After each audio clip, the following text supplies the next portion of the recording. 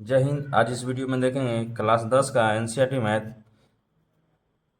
का अध्याय 9.1 का 15 नंबर क्वेश्चन। 15 नंबर क्वेश्चन है कि एक सीधा राजमार्ग एक मीनार के पाद तक जाता है। मान के चलते हैं कि एक ये मीनार है।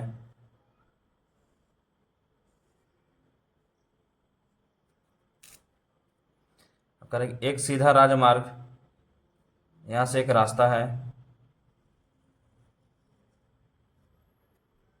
ये पाद तक जाता है। पाद इसको बोलते हैं जहाँ पे मीनार खड़ा है, उसके सबसे निचला भाग को बोलते हैं। मीनार के शिखर पर खड़ा एक आदमी, यहाँ पे एक आदमी खड़ा है, एक कार को 30 डिग्री के अवनमन कोण पर देखता है। इस राजमार्ग पर एक कार आ रही है और उसको 30 डिग्री के अवनमन कोण पर देखता है। मान के चलते कि यहाँ कार है, आदमी यहाँ से देख रहा है, इसका अवनमन कोण कितना है? 30 डिग्री है। और अवनमन कोण जब भी बनता है तो ऊपर बनता है, तो अवनमन कोण कहाँ बनेगा? यहाँ बनेगा 30 डिग्री। अब कह रहा है कि देखता है जो कि मीनार के पाद की ओर एक समान चाल से जाता है। समान चाल से जा रहा है। 6 सेकंड बाद यहाँ से कार 6 सेकंड के बाद मान के चलते हैं कि यहाँ तक पहुँचा, और यहाँ से यहाँ तक जाने में समय कितना लग गया? 6 सेकंड क्वेश्चन में दिया हुआ है। के बाद कार का अवनमन कोण 60 डिग्री हो गया। यहाँ से अब व्यक्ति देखता है, अब कितना डिग्री का कोण बनेगा? अवनमन कोण 60 डिग्री का बन रहा है, 60 डिग्री का हो गया। इस बिंदु से मीनार के पाद, यानी इस बिंदु से जहाँ से 60 डिग्री का अवनमन कोण बन रहा है, उस बिंदु से मीनार के पाद तक, तो मीनार के पाद ये है, तक पहुंचने में कार द्वारा लिया गया समय ज्ञात कीजिए। यानी जो यहाँ से कार को मीनार के पाद तक जाने में टाइम लग रहा है, वही पूछ रहा है। चलिए इसको नामकरण कर देते हैं, ए, बी, सी और डी। लिखेंगे यहाँ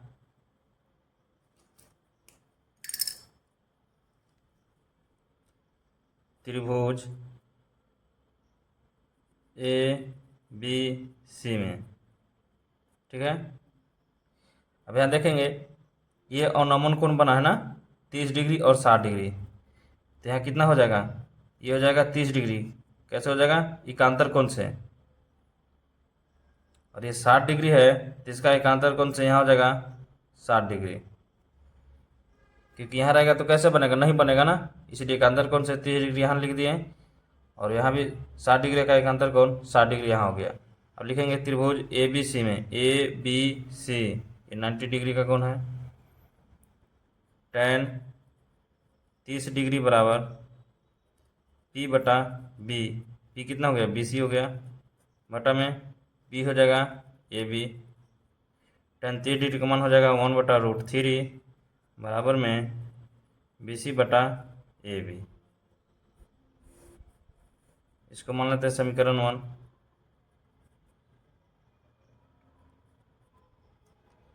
अब दूसरा त्रिभुज में देखेंगे,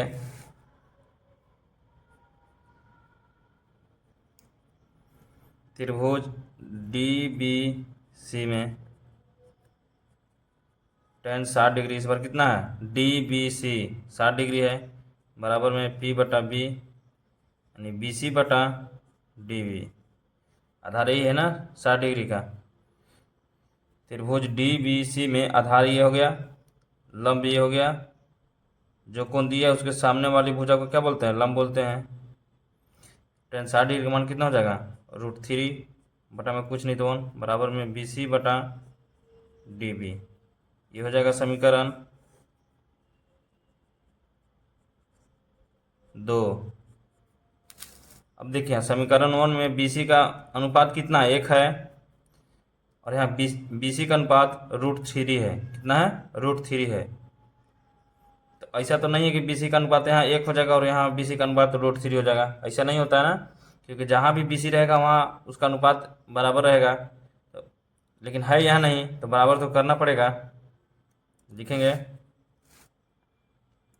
1/√3 बराबर में बी सी बटा ए बी। एक और लिख लेंगे इसको, √3 बटा 1 बराबर बी सी बटा में डी बी। अब बी सी को हमको बराबर करना है, यहाँ √3 है और यहाँ 1 है, तो किस में गुना करना पड़ेगा, इसमें गुना करने पड़ेगा √3 से। तो ऊपर गुना किए हैं तो नीचे भी गुना करने पड़ेगा √3 से, ठीक है। तो 1 से √3 में गुना किए तो √3 हो गया, और √3 से √3 में गुना करेंगे तो कितना हो जाएगा, 3 हो जाएगा। और बी सी बटा ए बी,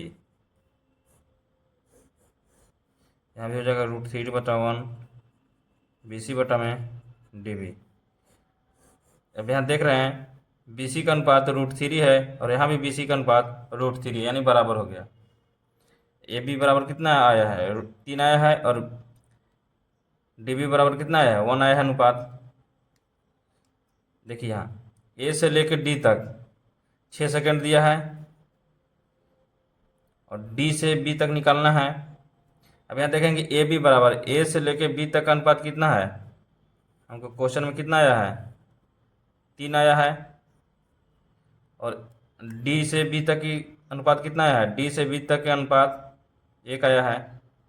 तो हम ए बी के अनुपात में से डी बी का अनुपात घटा देंगे तो ए डी का अनुपात निकल जाएगा, यानी 3 में से 1 घटेगा तो कितना हो जाएगा, ए डी बराबर कितना आ जाएगा,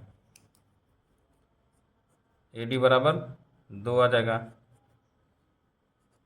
ए डी बराबर ए बी अनुपात माइनस डी बी।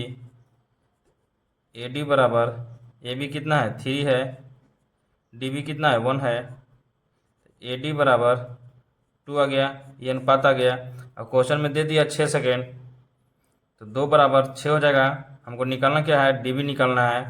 तो डी बी का अनुपात कितना है, 1 है, तो 2 बराबर 6 है, 2 बराबर 6 है। क्या करेंगे, 6/2, और जिसको निकालना है उससे गुना कर देंगे, क्या निकल जाएगा, डी बी निकल जाएगा। 2 से भागा देंगे 6 में 3 बार में, यानी डी बी बराबर कितना हो जाएगा, 3 सेकेंड। अब यही निकालना था। 16 नंबर क्वेश्चन है, कह रहा है कि मीनार के आधार से और एक सरल रेखा में 4 मीटर और 9 मीटर की दूरी पर स्थित दो बिंदु से मीनार के शिखर के उन्नयन कोण पूरक कोण है। कह रहा है कि मीनार के आधार से और एक सरल रेखा में 4 मीटर और 9 मीटर की दूरी पर स्थित दो बिंदु है। इसको मान लेते हैं मीनार है।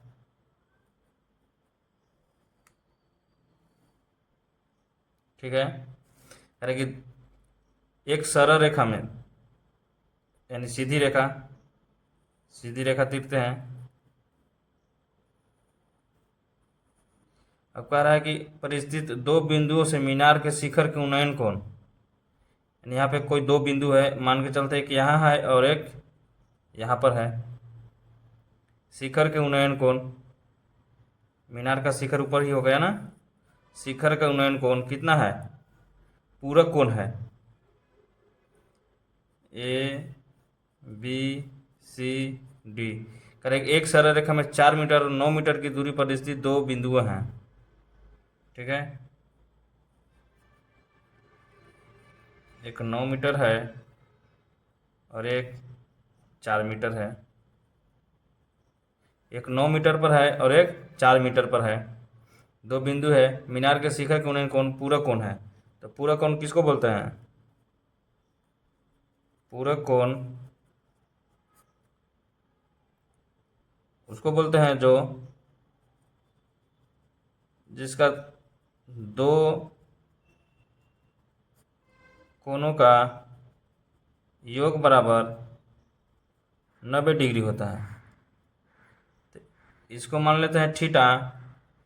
ये कितना हो जाएगा, दोनों कोणों का योग कितना होता है, 90 डिग्री होता है। तो इसको कितना लेंगे, पहला को मान लिए थीटा, तो दूसरा क्या हो जाएगा, 90 में से थीटा घटा देंगे, क्योंकि दोनों को जोड़ेंगे तो 90 डिग्री आना चाहिए।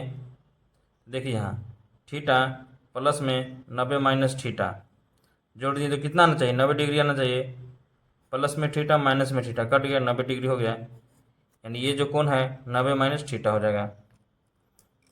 अब यहाँ चलेंगे त्रिभुज ए बी सी में, लिखेंगे tan थीटा बराबर बी सी बटा में ए बी। ये भी हमको कितना दिया है, 9 मीटर दिया हुआ है। तो tan थीटा बराबर BC बटा, ये भी कितना है, 9 मीटर है, 9 हो गया। ये हो जाएगा समीकरण 1। दूसरा देखते हैं। त्रिभुज DBC में tan 90 माइनस थीटा बराबर कितना हो जाएगा, P बटा B, यानी हो जाएगा BC बटा में DB। तो tan 90 माइनस थीटा बराबर में BC बटा में DB कितना है, 4 मीटर है। देखिए tan 90 माइनस थीटा क्या होता है, tan 90 माइनस थीटा बराबर cot थीटा होता है। इसको लिख देंगे, tan 90 माइनस थीटा बराबर cot थीटा बराबर में BC बटा 4। ये हो जाएगा समीकरण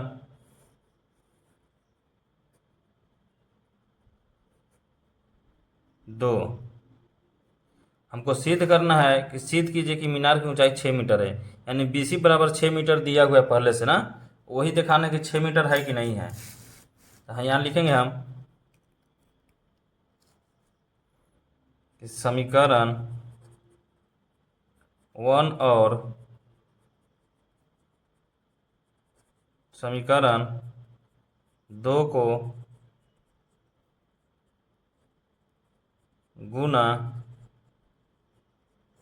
करने पर समीकरण 1 कितना है, tan थीटा बराबर BC बटा 9 है और 2 है, cot थीटा बराबर BC बटा 4 है। इसको आपस में गुना कर देंगे, बराबर के लेफ्ट साइड वाला बराबर के लेफ्ट साइड से गुना कर देंगे, तो tan theta into cot theta हो गया। अब बराबर के राइट साइड वाला को राइट साइड के साथ करेंगे, तो BC बटा 9 गुने BC बटा में 4, और tan theta into cot theta क्या होता है, 1 होता है, फॉर्मूला है। अब BC इंटू BC तो हो जाएगा BC का स्क्वायर और 9 चौके 36, क्या हो जाएगा, बटा में कुछ नहीं तो 1 होगा। अब बराबर में है, तिरछा तिरछी गुना हो जाता है, 1 से 36 में गुना करेंगे तो 36 हो गया, और 1 से BC स्क्वायर में गुना करेंगे क्या हो जाएगा, BC का स्क्वायर। अब BC का स्क्वायर हो गया तो इधर जाएगा तो रूट में हो जाएगा, यानी √36 बराबर BC।